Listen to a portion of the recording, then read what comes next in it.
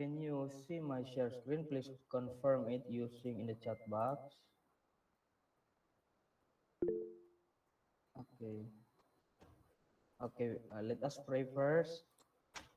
In the name of the Father, the Son, the Holy Spirit. Amen. Our Father in heaven, hallowed be your name. Your kingdom come, your will be done on earth as it is in heaven. Give us this day our daily bread, and forgive us our sins, as we forgive those sins against us. Do not bring us to the test, but deliver us from evil. Amen. In the name of the Father, the Son, the Holy Spirit. Amen. Good afternoon, everyone. So today, makita ang akong slide. Makita ninyo? Yes, sir.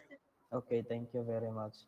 So last meeting, no, we jump into doses to have a introduction lang, but we will continue the discussion on the expression of concentrations, especially on the ratio strength.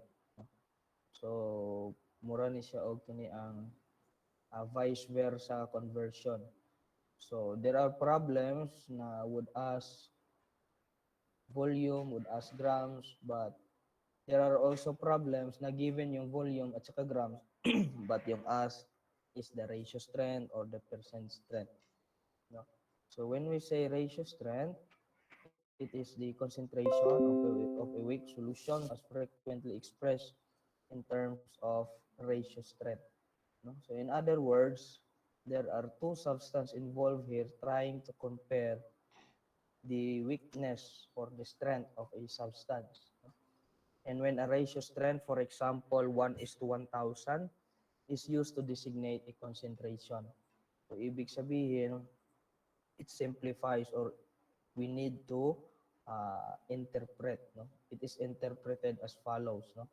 So for solids and liquids, it is simply 1:1,000 is 1 grams per 100 ml, or for liquids to liquids, 1 ml is to 1,000 ml, and for solids in solids, 1 grams is to 1,000 grams. So let me just use my pen. So the point here is that it depends on what expression of concentration you want to derive. No? So for example, dito, if you want to answer, no, in terms of solids and liquids, or in other words, this is weight over V. No? Kasi sabi dyan, 1:1,000 and apply or interpret as follows. So kung you want to have an answer of weight in volume, so simply for solid and liquids, that is 1 gram is to 1,000 ml. And for liquids in liquids, that is 1 ml is to 1,000 ml. And for solids in solids, that is 1 grams is to 1,000 grams. No? And always remember that in expression of concentration, we always use the units grams and ml. But it depends on the problems asked. What is or what we need to specify.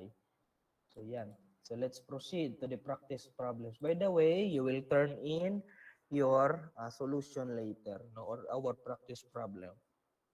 No? So just like this, no, express 0.2% as a ratio strength. Ito yung sabi ko kanina na uh, yung conversion dito is parang vice versa lang. If the problem is given in percentage, the question is convert it to ratio strength. If naka-ratio strength naman, yung may weight in volume, convert it to percent strength. No? So yun. And if hindi yung given, sometimes the problem asks what is the grams or the volume. No? So for problem like this, no, simply again, the calculation is very easy. No? So ratio and proportion. always stick to the rule that when we use the ratio and proportion as a method of answering or a mathematical expression, yung units ng numerator at saka denominator should be the same. No?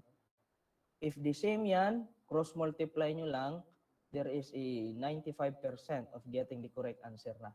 No? So for example, this one, express 0.02% as a ratio strength. So simply, you use the ratio and proportion. So 0.02%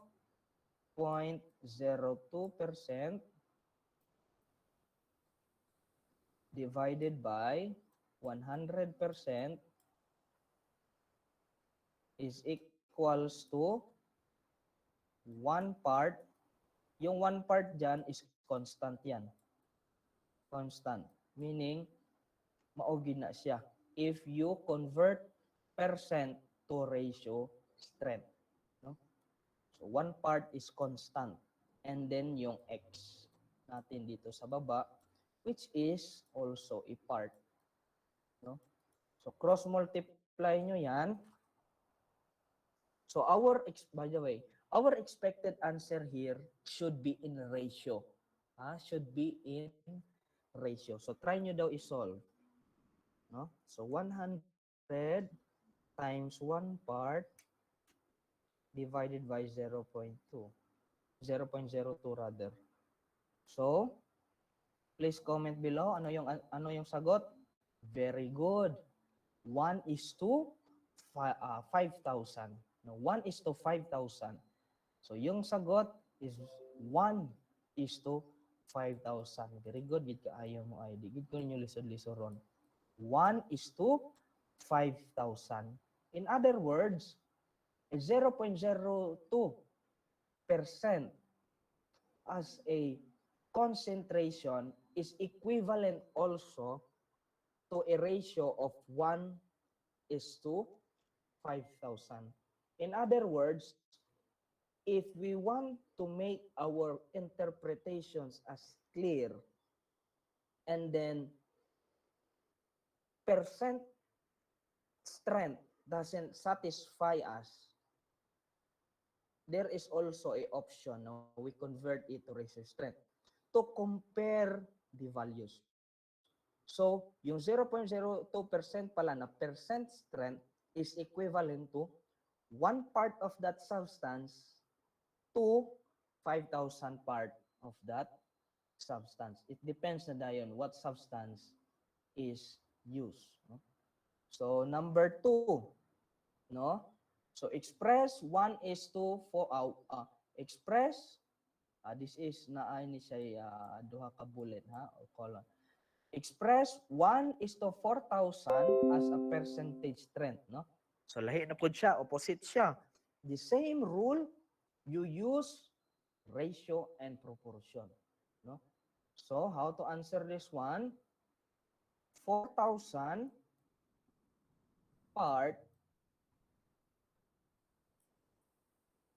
over 1 part,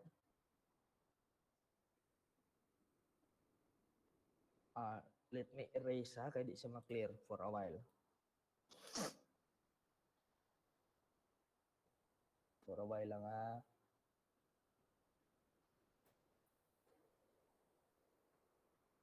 Yan.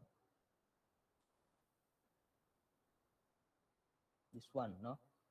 So, 4,000 part over 1 part is equals to 100% because we want it to convert to percentage divided by x as your percentage. So technical check. Same unit ba yung numerator, denominator? Yes, 4,000. Yung unit is part. Sa baba naman is part. On the right side, percentage. Yung baba is percentage. So let us cross multiply. So 1 times 100 divided by 4,000. The answer would be, ano yung sagot ninyo, be? 0.025%. 0.025%. Okay? So, 0.025%. No? So, always remember lang yun na constant yun na siya. If the question asks, express to ratio strength, ratio and proportion. If the question is expressed to percent strength, ratio and proportion. Always stick lang yun sa rules nga numerator and denominator should have the same units. No? So, prepare your solution. You will turn in that, your participation na siya. Right after the, yes, there is a question. Sir, Yes. may questions. Oo. Kanang 4,000 of 1, kanang 4,000 of 4,000 part over 1 part, sir. Pwede ba na sila magtayo, sir? No, no, Like, no. numerator, Dili part. siya. The large quantity should be in the upper portion or in the numerator. Constant yun na siya. Dili gid pwede nga you're welcome. Dili pwede nga naa sa ubos ang gamay nga quantity. No? So always lang gid remember, very useful gid kayo sa board exam. Even me, I experienced that. Nga kana bitawng naay problems nga makaingon ko, Lord, I don't know how to solve this one. But I have the skills. I have learned ratio and proportion. I can say gid nga universal formula gining ratio and proportion, no? So please, and then easy lang siya gamiton. Same lang yun imong numerator denominator, cross multiplication lang niya, you will have the chance or you have the chance of 95%, no, getting the correct answer, no? So next problem, a certain injectable contains 2 milligrams of drug per milliliter, no? So always remember, pag per milliliter gani na siya, unsa gani pasabot? Pag per milliliter, it is equivalent to what? Pag per, very good, 1 ml. No, because sometimes ma-confuse ang uban. Wala man siya nakabutang na ku answer, na quantity per man, but per milliliter also equivalent to 1 ml. No? Yan. So, a certain injectables contain 2 milligrams of a drug per milliliter of solution. What is the ratio strength? No? Weight in volume of the solution. So again, you will use ratio and proportion. But it should be converted first into milligrams. No? No, grams para. So yung 2 milligrams natin, as rule, in expression of concentration, it should be converted into grams. No? So simply, 2 grams is equivalent to 1 gram is equivalent to 1,000 grams. So we should divide this one. 2 divided by 1,000, that is equivalent to 0.002 grams. No? So after that, we have na the quantity. No? So simply apply the rule, no, in ratio strength. No? So 0.002 grams over 1 gram. So saan gikan ang 1 gram? Sa per milliliter, no? So dito, no? Convert 1 milliliter is equivalent also to 1 gram. No? Is equals to 1 ml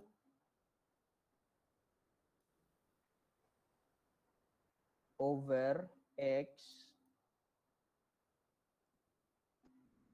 ml. So simply cross multiply nyo lang, no? So cross multiply ninyo 1 times 1 divided by 0.002 that is equivalent to 500. Now, that is the final answer ba nato? Dili, no? So, yung sabi ko kanina, 1 part is always constant. Ito yung 1 gram, no? To make it technical, para hindi confusing, yung unit man natin is grams, no? So, you write the unit grams, hindi part. So, baka ma-confuse mo, itong 1 gram dito is galing sa constant natin na 1 part. To make it not confusing, we change it to grams kasi grams yung unit ng numerator natin. Yung 1 ml dyan is galing sa per milliliter. So ano yung final answer natin dito? Kasi ratio strength, ano yung final answer natin dito? 1:500. Very good. Napaka-bright nyo talaga. 1:500, no? So 1:500. Napaka-bright yun kayo ninyo. Buya-buya. No? So let us proceed to the next question para maka-practice problem ta sa dose. No? So what is the ratio strength, weight and volume of a solution made by dissolving 5 tablets of what is the ratio strength of a solution made by dissolving 5 tablets, each containing 2.25 grams of sodium chloride in enough water to make 1,800 ml. Simply, ratio and proportion gyapon, no? But we need to multiply first the quantity by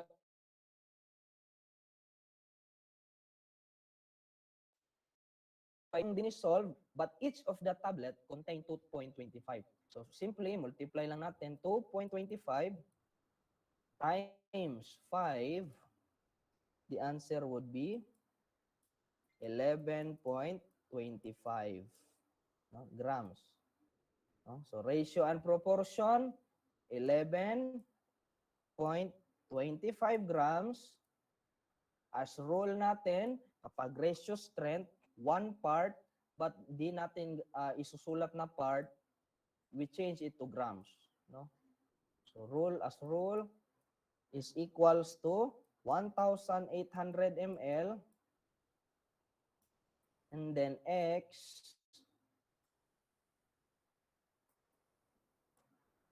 cross multiplication.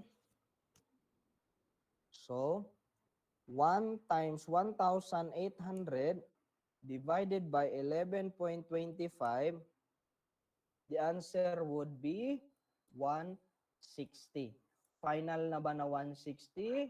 Ano yung answer ninyo, be? Yung sagot is what? 1:160. 1:160. Now using on based on the given 1:160, di ba? Sabi diyan, what is the ratio strength in terms of weight over volume? Now, if we will make this specific, how are we going to interpret the 1:160 with specific units? So, how are you going to interpret this one? Ang 1:160 with specific units using the weight in volume. Paano to? Very good. 1 grams is to 160 ml. Napaka-bright gid kayo ninyo. 1 grams is equivalent to 1 grams is to 160 ml, no? So let's proceed. Okay? This one. So simply, how many grams of potassium permanganate should be used in preparing 500 ml of a solution? So ratio and proportion again. So 2,500 over 1 is equals to 500 ml is equivalent also to 500 grams. Cross multiplication, 1 times 500 divided by 2,500, that is equivalent to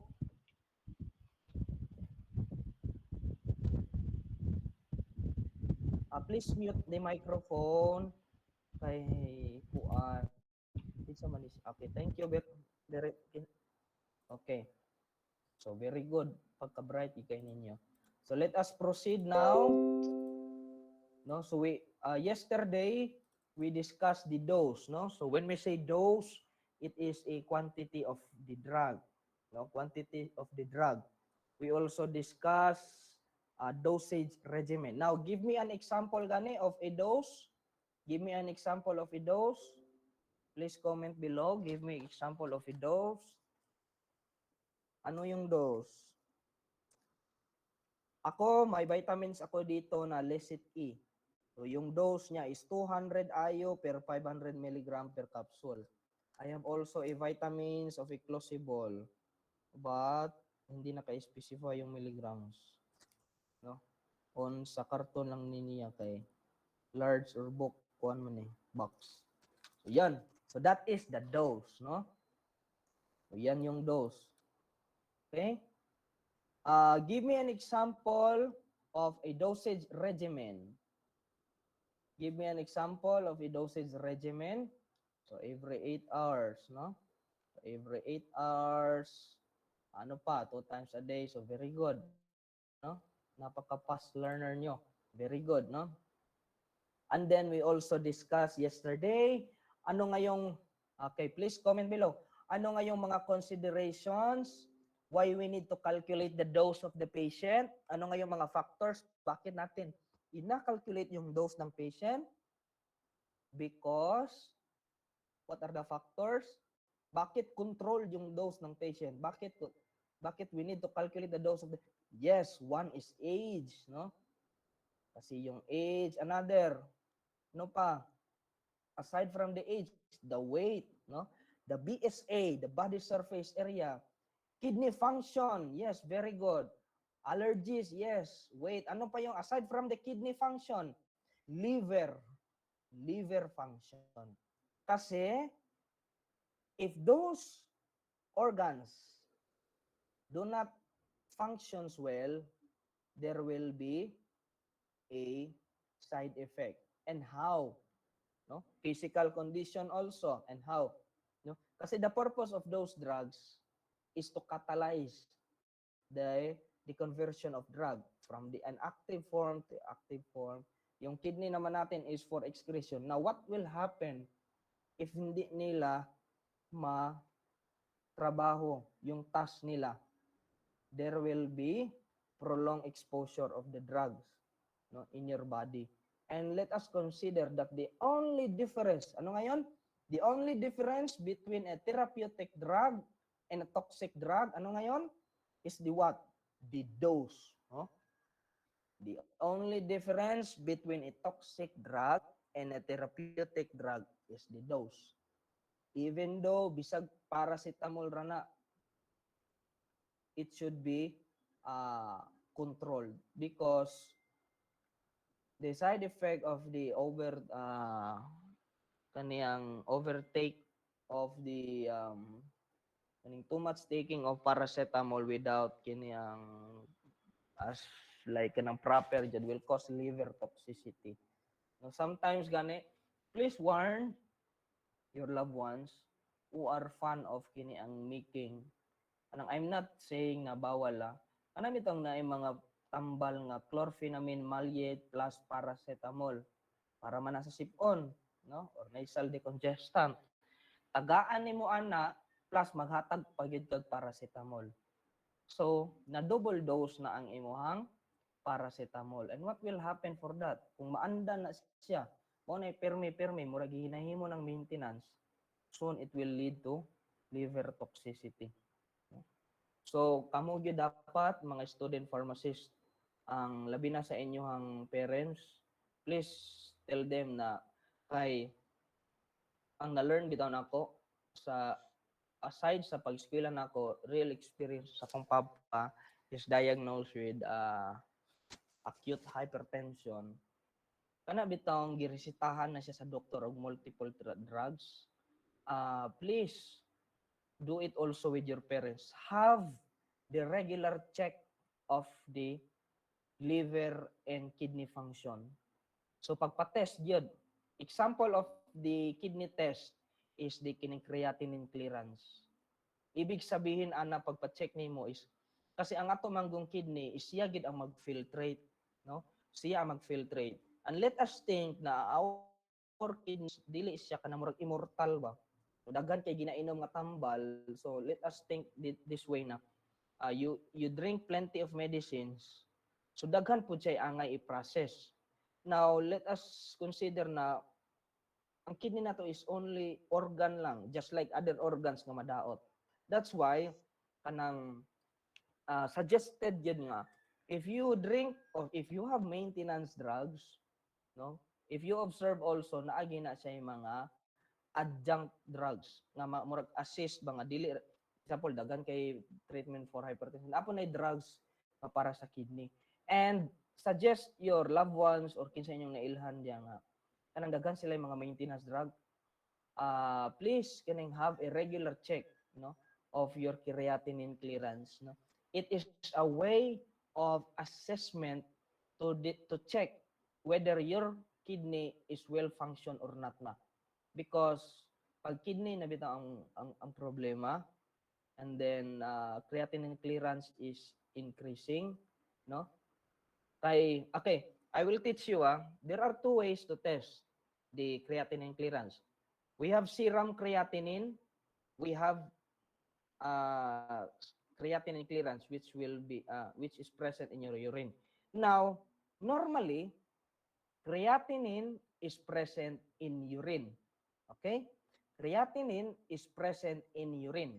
Now, kung magpa-check mo, you need to specify. You need to ask, Doc, unsa ning result? Or sa medtech, is this serum creatinine or creatinine clearance coming from urinalysis? Because, basin ma-interchange ninyo ang inyong interpretation. Now, sama sa akong giingon, creatinine is normally found in your urine. Creatinine is not normally found in your blood. Now, kung increase ang imong creatinine sa imong ihi, it means that is normal. If increase ang creatinine sa imong blood, now that is abnormal. If decrease ang creatinine sa imong blood, that is normal. If decrease ang creatinine sa imong urine, that is abnormal. Expected that the creatinine present in your urine is present. So, kung magpa-diagnose mo, be kaniyang curious enough to ask, ma'am, unsa ni siya, serum creatinine or creatinine test nga which is kanang sa urine gikan, no? Because again, ang normal range ana is lahi.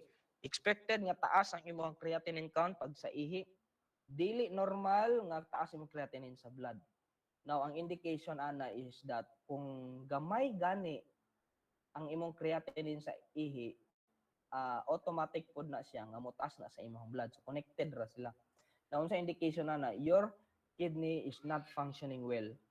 Meaning, toxins is not excreted properly na.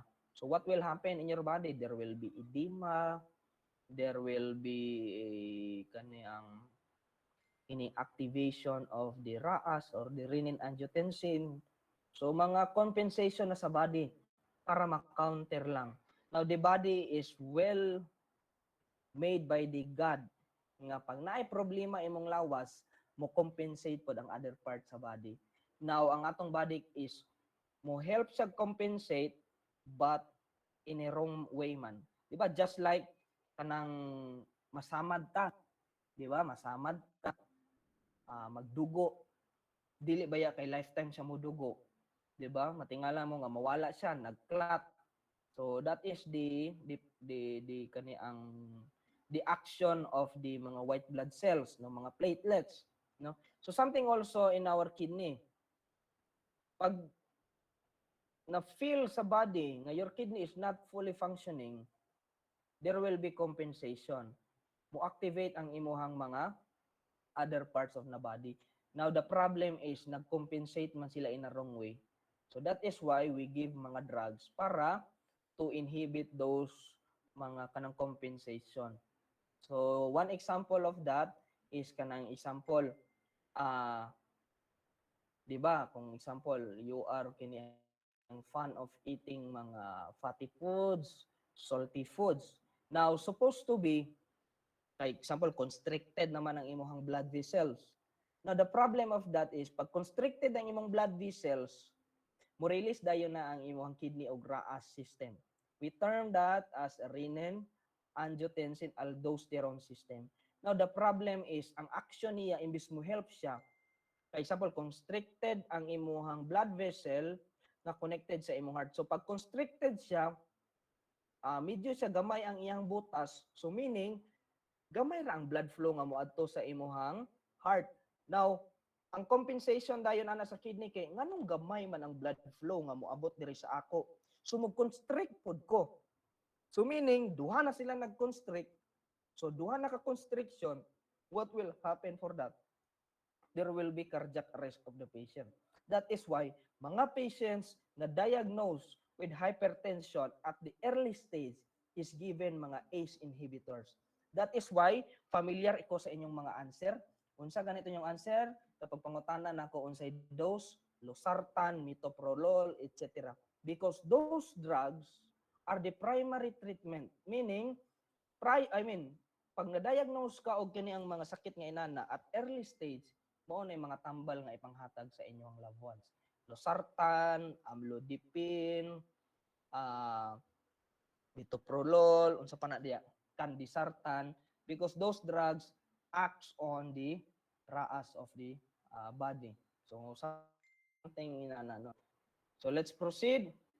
So pharmacokinetics, let us define mga terms lang. So by the way, this is an example of a this is an example of a graph, no? Which will be fully discussed in your pharmacology and biopharmaceutics. Now, this is lang just a presentation of how the drugs concentration, no? Yeah, in terms of absorption, kano sa siya ma-eliminate, something like that. Now, so pharmacokinetics, there are two terms na involved ani. The pharmacokinetics and the pharmacodynamics, no? So the pharmacokinetics dosing takes into account the patient's ability to metabolize and eliminate drugs from the body due to impaired liver or renal function, which often necessitates a reduced reduction in dosage.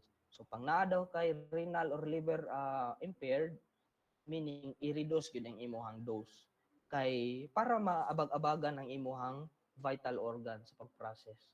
Now, the usual adult dose of a drug is the amount that ordinarily produce the medicinal effect intended in the adult patient.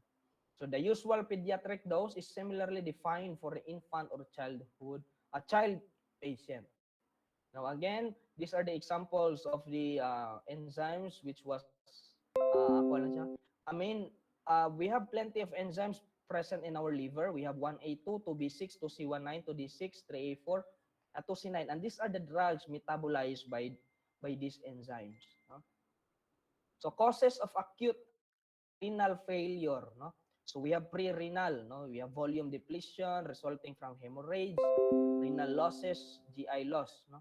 So maoning mga rason nganong magka-kidney failure ta.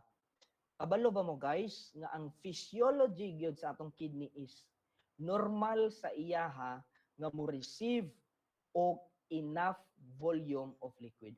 That is why advice sa ato always nga mo drink at least 8 glasses of water. Because si kidney is mao na iyang ampay nga daghan ang fluid nga moabot sa iyaha. Now what will happen? Kung mag-hemorrhage, there will be blood loss. What will happen if there is blood loss? Please mute. Mute sa please. Okay? Isa ni siya. Isa ha. Isa man ni siya. Please mute your microphone. Ayun, kay basin namin madunggan nga di mao. Okay, na-mute na. Okay? So these are the reasons. So hemorrhage, blood loss, renal loss, diuretics. Diuretics are drugs, no? So there are some drugs nga ang iyang side effect is loss of fluids. No? So that's why control yun ang dose. So GI losses, vomiting, diarrhea, NG, kanang makusog mo inom, careful mo. Nya, kada inom ninyo, hangover perme, possible mo, maka-acute renal failure yun mo. No? So ayun na lagin mag-inom. Impaired cardiac efficiency resulting from myocardial infarction. So myocardial infarction is there is a part of your heart or artery sa inyong heart nga na block. So pag block siya, dili makaabot ang blood flow dito sa kidney.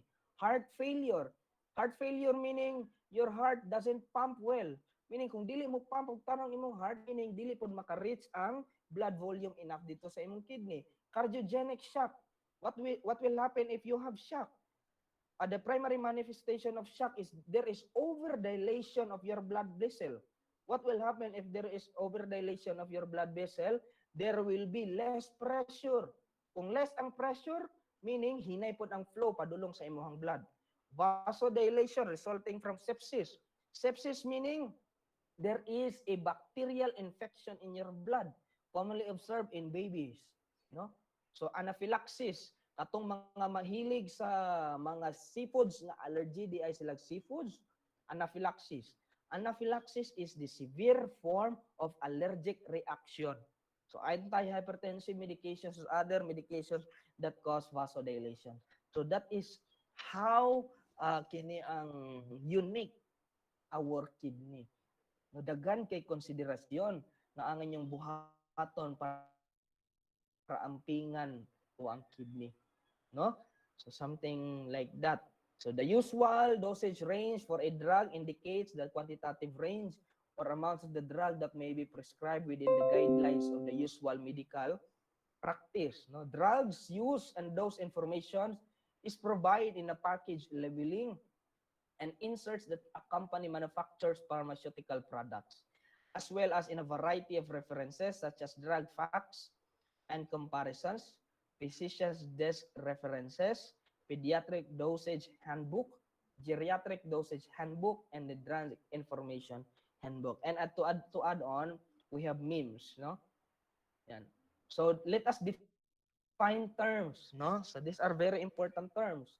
When we say the median effective dose, no? So katunga-tunga sa concentration nga mo take its effect na dayon. So the median effective dose of a drug is the amount that produces desired intensity of effect in the 50% of the individuals tested. The median toxic dose of the drug is the amount that produces toxic effect in 50% of the individuals tested. So the average blood serum concentration of a drug can be measured and the minimum concentration determined can be expected to produce drug desired effects in patient. This concentration is referred to as the minimum effective concentration. And we have also the base levels of blood serum concentration that produce dose-related toxic effect is referred to as the minimum toxic concentration. So, be careful in using terms. Ang minimum effective concentration, half of the concentration of the drug takes its effect. Minimum toxic concentration, 50% of the drug concentration cause toxicity. Median effective dose, median toxic dose relates to the response of the individuals, no, 50% who is responsive to the medication. And then we have also, for certain drugs, a larger than usual initial dose may be required to achieve a desired blood drug level. This dose is referred to as priming or loading dose. So you observe na sometimes, particularly in a hospital setting, the first dose of the drug given is naka-large volume gina siya, no? Ang purpose for that is for loading dose or priming dose, meaning ma-achieve diretso ang desired blood drug level. Ang after na dayon ana is the maintenance dose, no? So inom-inom na lang dayon ka para ma-maintain mo ang dosage sa imong bloodstream. Subsequent maintenance doses similar in amount to usual dose are then administered according to the dosage regimen to sustain the desired drug blood levels or drug effects, no? So that is maintenance dose. Pinakauna nimong inom sa tambal, priming or loading dose ang term ana. Ang mga to follow na dayon nga mga dose are the maintenance dose. So and for certain drugs there may be different doses required depending whether to use is monotherapy, that is the primary drug treatment. Now, monotherapy is example ani is kung ako karon simbak ko pala yun na diagnose ko hypertension, pagadto na ako sa ospital na diagnose ko hypertension. So tagaan ko tambal ana nga mga pang hypertension. That is the primary drug treatment. But upon checking on me, naapod ko'y sipon, na ako'y ubo, na ako'y diarrhea, no? So kato siya ang mga adjunctive therapy. But ang primary drug treatment sa akong sakit ato is katong para sa hypertension ako. And then we have the adjunctive therapy that is addition to or supportive of a different primary treatment. So example na dayon ato ang primary treatments pang high blood man. So ang mga ang adjunctive therapy dayon ato is katong mga para sa akong sipon, sa akong ubo, sa ako ang diarrhea, no? And then we have certain biologic of immunologic products such as vaccines may be administered in a prophylactic dose to protect the patient from contracting a specific disease. Other products such as antitoxins may be administered in therapeutic dose to counter a disease after exposure or contraction. Now, there are some debates na vaccines daw are not considered as drugs, no? They are considered as prophylactic drugs, meaning it is given to you as a prophylactic drug to inhibit no, or to make your body develop antibodies which is particular for that kind of virus. Now, pareha sa ato karon di COVID-19 vaccine, mga vaccines are the purpose of that is gi-inject sa imong body. Okay, inani ang konsepto sa vaccine to make it short because this is a lengthy nga explanation kung mag-discuss og vaccine. Now, to make it short, ang vaccine, that is a dead virus, no? That is a dead virus. Okay. Vaccine is a dead virus. Now, depende na dayon sa manufacturer unsa ila. There are certain manufacturer nga magkuha ra sila portion sa dead virus then i-process sa laboratory. Naapoy mga uban manufacturing company nga kuhaon mismo ang whole structure sa virus and then process, no? And the example of that nga kanang kuhaon lang ang portion is the mRNA vaccine which is produced by the Pfizer. Ang ilaha ana is nagkuha lang sila og code from the virus itself, then process in the laboratory, then develop. In other words, dili gid siya totally nga virus mismo.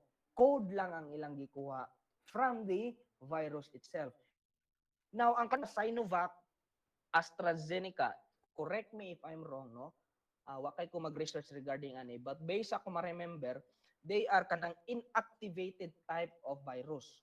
Meaning, whole structure nila giprocess sa laboratory. That is why ang mga reklamo sa tao is that mas daghan og side effect ang Sinovac, AstraZeneca compare sa Pfizer. It is because murag partly sa Sinovac and AstraZeneca you are administering a virus, no? But dead lang siya. So meaning ang response kung sa imong lawas ana is na ay virus sa lawas, or something inana. Now diri pod sa Pfizer is that portion nga man lang or the code. So mas less ang murag side effect, but that is not proven na kana akong gistorya nga less gid ang side effect, that is not proven na. But ang point here is pag mag-debate naman lang gud mo ana kung nabitay mga debate na what's the point of making arguments well in the end gyapon all of us get immunity, no? So something inana ang point ba nganong makipagpatay pa man kag debate, nganong mamili pa man gyud ka og kini ang vaccine nga unsa man gyud imong gusto nga pareha ra man na sila maka-provide og immunity. Now ang concern na dayon ana sa ubang kay nindot man gud ang Pfizer, nani man gud ang Pfizer. Does it guarantee ba nga kung Pfizer na wa gina say side effect? Does it guarantee ba nga kung Sinovac ka mas taas yun? Because I'm not kanang pro brand name diri ha, but ang akong gusto ipa-realize is pagpabaksin na bahalag bisag unsa nga vaccine, basta kay pagpabaksin kay ang endpoint ana all of us must have immunity to the virus. Now ang mechanism of action sa vaccine is inject sa imong lawas, develop din na og katong mga antibodies. Now ang point din ana kay pag madapuan na gyud dayon ka og katong real nga virus, dili na mabag-uhan ang imong lawas kay na-triggered naman nimo ang imong immune system for that virus. Now, please educate the others nga pag mavaksinan ka, dili na ka maka-COVID. That is wrong. Ang purpose sa vaccine is to stimulate your immune system ahead of time para if ever madapuan ka og virus nga COVID, prepare na imong lawas to fight that infection. Dili kay ayha pa siya mag-develop og mga soldiers to fight that nga wahina ang tanan. So that is why advice kitang tanan nga mapag-vaccine labi na kay murag there is a chance na gyud or might chance na nga maka face to face ta second semester, no, hoping ko nga maka face to face na, no, second semester, no. So other products such as antitoxins, no, therapeutic also. So that is the definition of prophylactic dose. Meaning ihatag siya ahead sa imo para maka-prepare ang imong lawas, no? Or prophylaxis in other words. Now, there is a question for a while. Yes? Sir, ko ipangutana sir ba? Oh, sure. If ever lugar mag face to face sir, naman may mga blackmates sir na nasa laing lugar sir, unsay lugar online gyapon sila sir. Bahin ana Mr. Sundo, no? Kanang murag mag-meeting pa man siguro sa ginikanan ana kung unsa.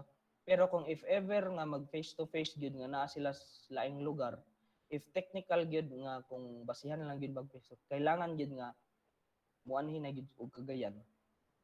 But that is subject for kining kuan pa ha, kini ang istoryahan pa gyud na siya. Di pa gyud na siya moingon nga face to face largo diretso.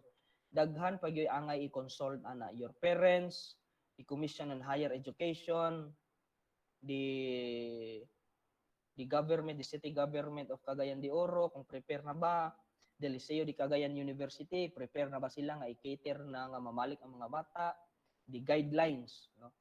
So but based kung to answer your question, if technical gyud, kailangan gyud nila nga moanhi sa Cagayan de Oro. If ever nga ma-approve gyud mag face to face. Taga-asa man day ang uban na tagalagyo gyud. Kisa man unsa may pinakalayong lugar diri nga estudyante nato be? Comment below daw. Anang murag gawas na sa Region 10. Nabay mga taga Visayas, Canada. Okay, Canada. We have Zamboanga del Sur, Zamboanga City, Zamboanga Sibugay po, sir. Samar, sir. No? So that is layo na sana siya. Surigao del Norte. So ang pinakalayo lang yun I think is Canada. Seryoso din Canada. Butuan. Butuan. Agusan, Canada, Zamboanga. Ako sad tagakuan ko the state of Kibawe. Layo kayo. North Cotabato. United States of Kibawe. From Macandag, North Cotabato. No, si Mark is from Korea daw siya. No? Okay. So let's go back, no? I think it is 11:53 na. No? So we will have the discussion continuing adol naman sad ang calculation na part. Actually same kuan ra gyapon ang calculation sa dos. Grabe ra ka sayon. Follow lang yun sa instruction. Sayon nagi kaayo. So by the way, kanang I asked the to make it kanang announcement lang. I asked the SBO, the Sigma na although wala May man gali na sumud si sir kay mga sabar ba na siya. Di siya ganang dog-dog ba. Tayo, uy, kalimot ko. Ang proposal from the SBO members na can we have a activity on the kini ang November 1 and 2, but ang ako ang manggong concern ani especially to the officers is white coat ceremony namo sa 4th year sa November 2, no? So magkuan lang ta, I will ask you the proposal letter dayon isubmit na to na kay Dean. So wala man koy problema aning white coat because naka-prepare naman nun man pero ang ato lang is unsaon nato siya pagkandak if ever. So makig-contact lang ko sa kuan sa mga SBO sa Sigma officers, no? Kay murag na to sila gi-partial nga produce and gusto sad nako nga ana bitong naapo tay mga extracurricular activities ba. Kay para sad nga makuha ng mga bata, no? Dili ra sa academic always. But subject for approval pa na siya and then ipangutana pa gyud nato na siya kay Dean. So at least naka-craft na og kini ang kuan proposal. So please mag-check lang ko sa president sa Sigma. Na naman to sila Noted, sir. Formal letter na lang ang akong huwatan, then kanang formal letter ninyo i-send na ko na kay Doc. Himo mag formal letter nga Doc, the Sigma organization will propose a activity this coming November 1 baka ha or 2, blah blah blah, these are the following activities and blah blah blah. So the purpose of this activity is to encourage the student participate and to blah blah blah. So that's it. So thank you so much for your time and see you next meeting. Goodbye. Salamat. Bye-bye. Thank you, sir. Thank you, sir. Thank you, sir. Popcorn ka, sir. Popcorn ka. Shout out from Hawaii. Hello from Canada, sir. Shout